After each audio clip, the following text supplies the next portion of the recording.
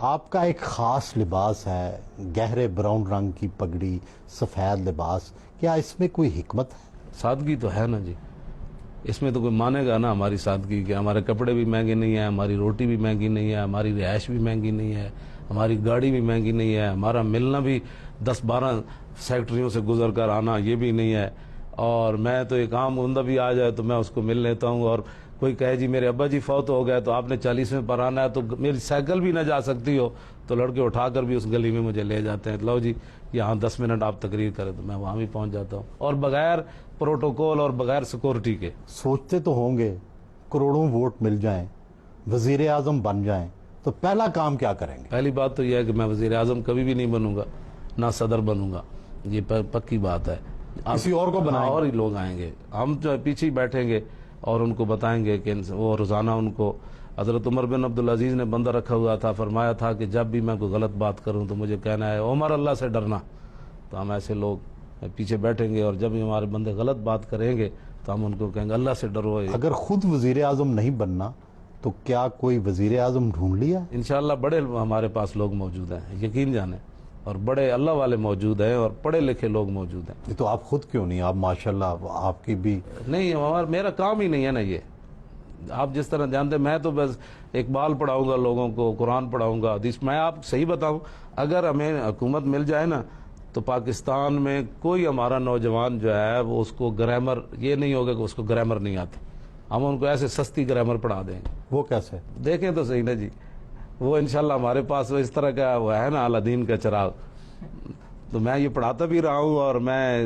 بالکل 200 بندہ بھی میں پڑھاتا رہا ہوں، اور باقی سبق بھی پڑھاتا رہا ہوں، اور مجھے تھکاوٹ 5 گھنٹے میں کھڑے ہو کر بھی لکھتا رہتا تھا، اور پانی بھی نہیں پیتا تھا، پھر بھی جو ہے وہ مجھے تھکاوٹ بھی نہیں ہوتی تھی۔ اور لوگ کہتے ہیں یہ سونے کا کچھ تک کھاتا ہے، جس طرح انہوں نے آپ کو صاحبزادہ صاحب نے بتایا کہ میں تو اچار سے روٹی کھا لیتا ہوں، میری روٹی کا خرچہ اگر گھر نہ ہوں تو 3 روپے ہے ایک ٹائم کا، 2 روپے 4 روپے کی وہ کیا کہتے ہیں روٹیاں میں 2 لیتا ہوں، کھاتا ایک ہوں، 2 روپے کی ایک روٹی اور اچار کی ایک ڈلی، تو اتنا سستا کوئی لیڈر ہے پاکستان میں جس کی روٹی کا خرچہ 6 روپے یومیہ ہو؟ علامہ صاحب یہ فرمائیں کہ عام طور پہ تاثر ہمارے جو لوگوں میں ہے کہ جو علماء حضرات ہیں، جو مولوی حضرات ہیں، یہ بڑے شدت پسند ہیں، جہاں ان کی دنیا میں حکومت آئی ہے ماضی میں یا آئے گی وہاں پابندیاں لگا دیتے ہیں معاشروں پر، اور خواتین کو سب کو پردے کروا دیں گے، سب کے لیے مسجد جانا لازم کر دیں گے، تو آپ کس طرح کی اسلامی ریاست دیکھتے ہیں؟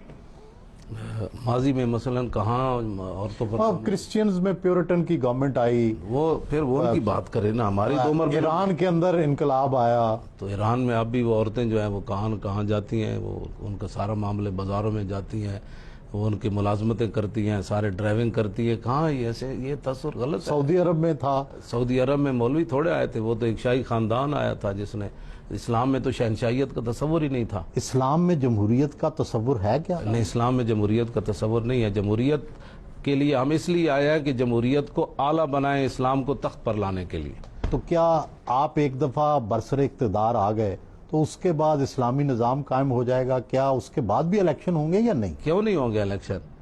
یہ بالکل تاثر چھوڑ دیں، انشاءاللہ قوم خود چاہے گی کہ جناب جس طرح مدائن سے صحابہ نکل رہے تھے، عیسائی فوجیں آ رہی تھی نا، تو عیسائی ایسے دامن پکڑ کر کھڑے تھے، یا اللہ ان فرشتوں کو پھر واپس لا، یہ کیسے لوگ واپس جا رہے ہیں، حالانکہ ان کے ہم مذہب آ رہے تھے۔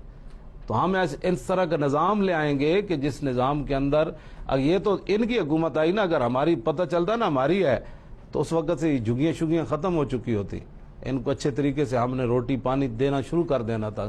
عیاشی جب کرنی کسی نے نہیں ہے۔ فرض کریں اس بار ہی آپ کی حکومت آ جاتی تو کیا آپ کے پاس ایسی سوچ اور انتظامات ہیں کہ آپ ملک کو تبدیل کر سکتے ہیں؟ میں کہتا ہوں جی، جس دن عمر بن عبدالعزیز نے صرف مسجد میں خطبہ دیا تھا نا، گھر جاتے ہوئے آدھا اسلام نافذ ہو چکا تھا۔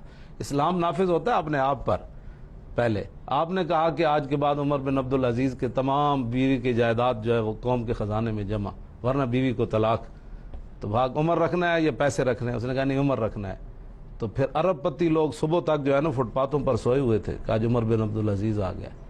وہ تو دور نہیں آ سکتا، لیکن تبدیلی ایک دن میں ضرور آئے گی کہ لوگ دیکھیں گے عیاشیاں ختم ہو جائیں گی۔ اور کیا کیا کریں گے؟ جب عیاشیاں ختم ہو جائیں، قوم کے خزانے پر بوجھ ختم ہو جائے گا، اور اتنا بڑا جناب، کسی کی 10 لاکھ تنخواہ اور کسی کی 10,000 تنخواہ، سب کی برابر ہوگی؟ نہیں برابر نہیں ہوگی، وہ تو بدر، صحابہ بدر کے برابر تو باقی صحابہ نہیں تھے نا، ہوگی لیکن اتنا نہیں ہوگا کہ ایک آدمی بھیک مانگتا رہے ساری زندگی اور دوسرا جو ہے وہ محلات ہی بناتا رہے اور یورپ میں بھی جا کر مال خرید لے اور یہاں تھر کے بچوں کو دودھ بھی نہ ملے، اور عورتیں اپنے بچے لے کر چوک میں کھڑی ہو جائیں، کرایہ نہیں ادا کر سکتی، بچے برائے فروخت ہے، اور نہروں کے اندر اپنے بچوں سمیت چھلانگ لگا دے اپنے بچوں کو۔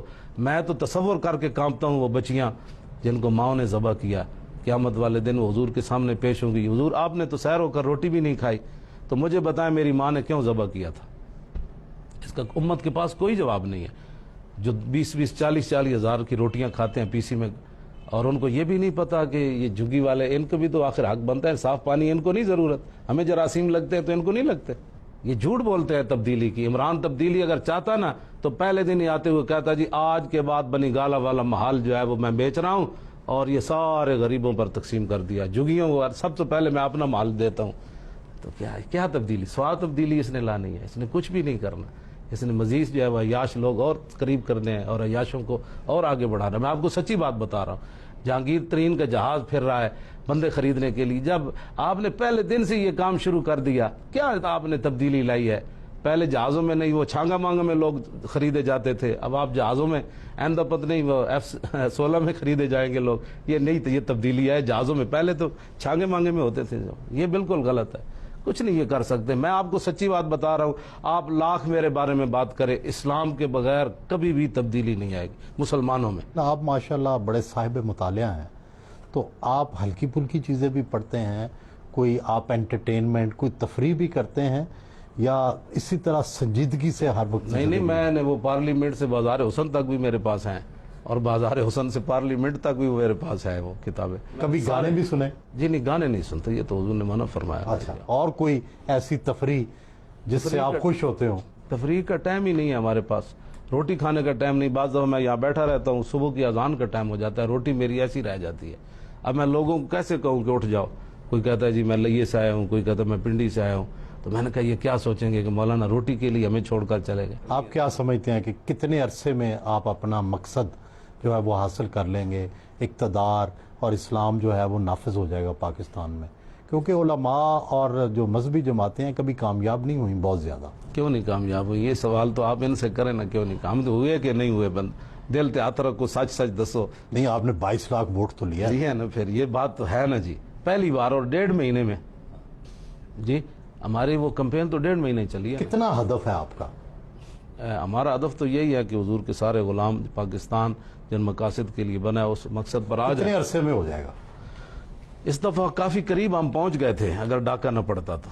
میں آپ کو سچی بات بتاؤں، جلوس کی شکل میں لوگ ووٹ ڈالنے آئے، جلوس کی شکل میں، کہ خدا تو آپ سمجھتے ہیں اگلے الیکشن تک آپ ایک بڑی قومی پارٹی بن جائیں گے؟ سمجھتے نہیں ہیں، بس امید ہے اللہ رسول کو، من یتوکل علی اللہ فہو حسبہ، بھروسہ تو اللہ ہی پر ہے، جس نے پہلے بھی ہمارے جو ہے وہ سارے کرم فرمائے، تو اسی پر بھروسہ ہے۔ اگر ہماری نیتیں صحیح رہیں اور ہمارے وہ جب دریائے دجلہ میں گھوڑے ڈالنے لگے نا حضرت سعد اور سلمان فارسی، تو حضرت سعد نے تاریخی جملہ فرمایا تھا کہ اگر ہمارے گناہ نیکیوں سے کم ہوئے، نیکیاں زیادہ ہوئیں، تو گھوڑے ہمارے کنارے لگ جائیں گے، حالانکہ وہ تو بڑے لوگ تھے۔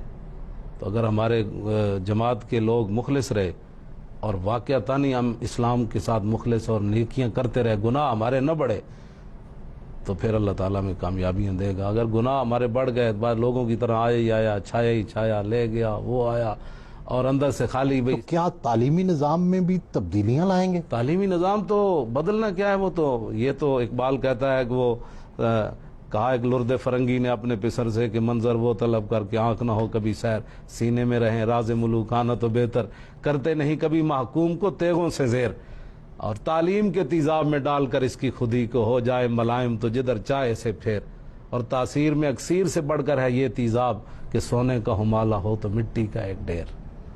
تو تعلیم تو اقبال بھی کہہ گیا کہ یہ ہمیں پڑھائی جا رہی ہے نا، سونے کا مسلمان ہمالہ ہونا، وہ تعلیم پڑھنے کے بعد خود بیٹھ کر کہتا ہے آہو میرے خیال میں اسلام کا یہ مسئلہ جو ہے نا یہ ایسے ہونا چاہیے تھا۔ وہ سونے کا پہاڑ وہ تعلیم مٹی بن گیا ہے۔